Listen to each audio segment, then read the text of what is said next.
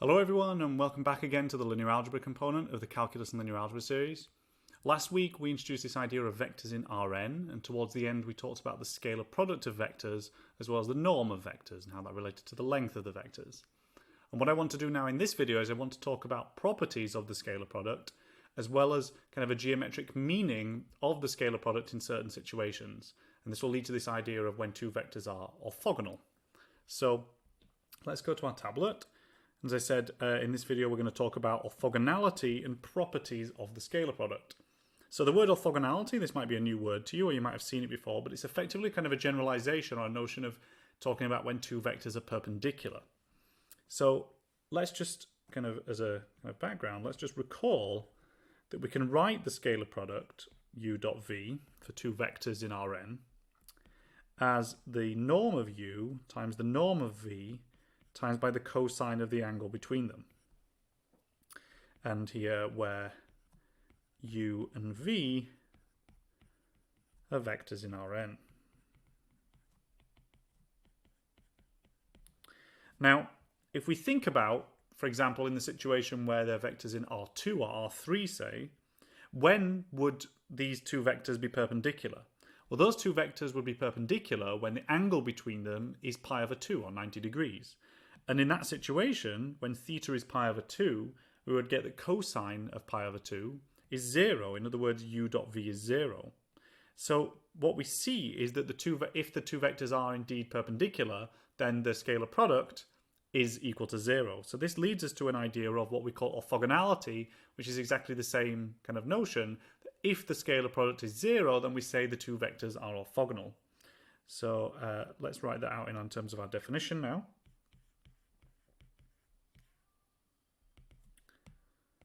So our definition goes something like the following. We have let u and v be vectors in Rn. Then u and v are said to be orthogonal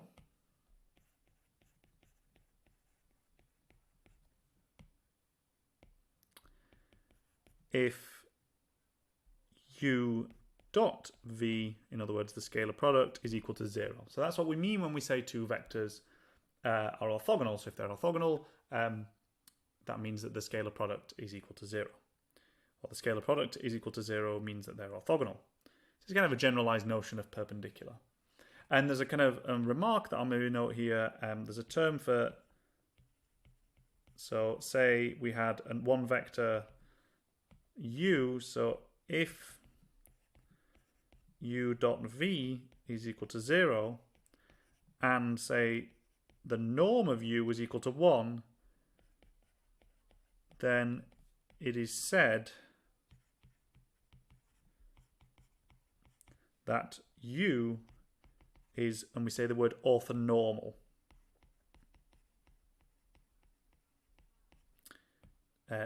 To v.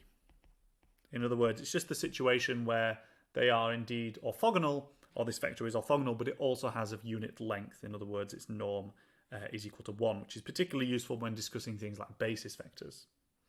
So let's look at an example of how we would show two vectors are indeed orthogonal.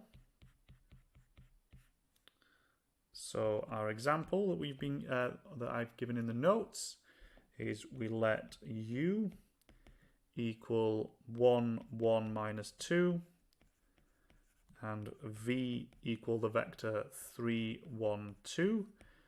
Then in order to show that these are orthogonal, we simply need to show that the dot product or the scalar product is 0. So u dot v is going to equal 1 times 3 plus 1 times 1 plus minus 2 times 2, which is 4 minus 4, which is simply going to be 0. So indeed those two vectors are orthogonal because their scalar product is equal to 0. But much like when we talked about kind of addition now on vectors, and we kind of talked about all the properties of addition, we want to talk about all the properties and all that are kind of satisfied by the scalar product. So what are all the various conditions that are satisfied by the scalar product? And this might be useful for computation, for doing the scalar product in Rn, but more importantly, this kind of list of properties will also be used for when we want to abstractify this idea of a scalar product in a kind of later parts of the course when we start thinking about general, more abstract notions of vectors. This will lead us to an idea of something called an inner product. So this is a particular type of something, what is called an inner product. But we'll talk about that more later in the course. So what are the properties of the scalar product? So we'll have a theorem here. And we'll maybe drag that up, make some space.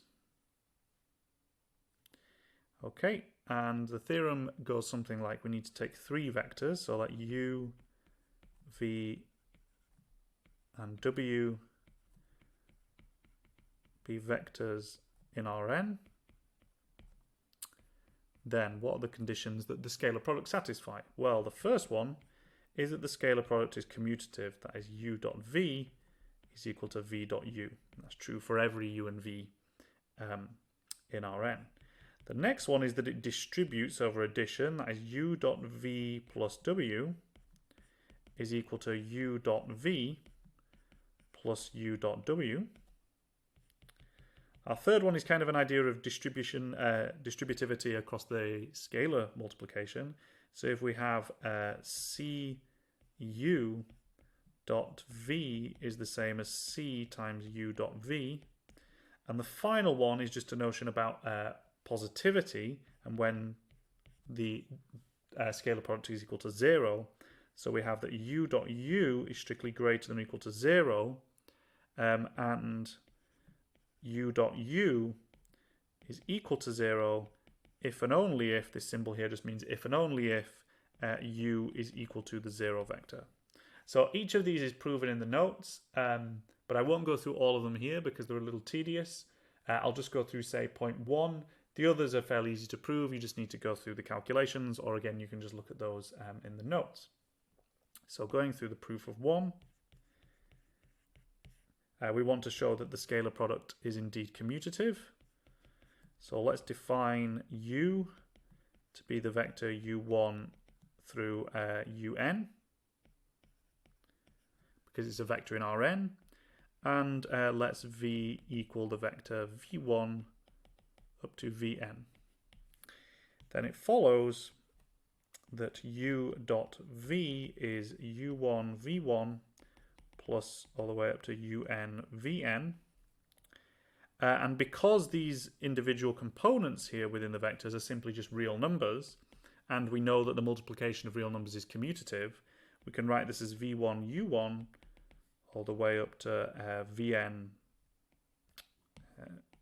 un, which is simply v dot u. So in other words, that's the first one proved, and the others follow a similar pattern. For example, for the next one, you would just need to define w as w1 through wn, and then you just multiply everything out, use the properties of the real numbers, and it's fairly clear that that distributive property will emerge, and similar for the other ones. So you can read all that in the notes. Those are all there, and check those yourself. So that's where we're going to finish off this video. In the next video, we're going to talk about something called projections of vectors in Rn, kind of thinking about how to project one vector onto another, how much of one vector effectively is contained within another. And as always, I remind you to read the lecture notes after watching this video and attempt any problems in the module handbook pertaining to the material covered. So thanks very much for watching, and see you in the next video.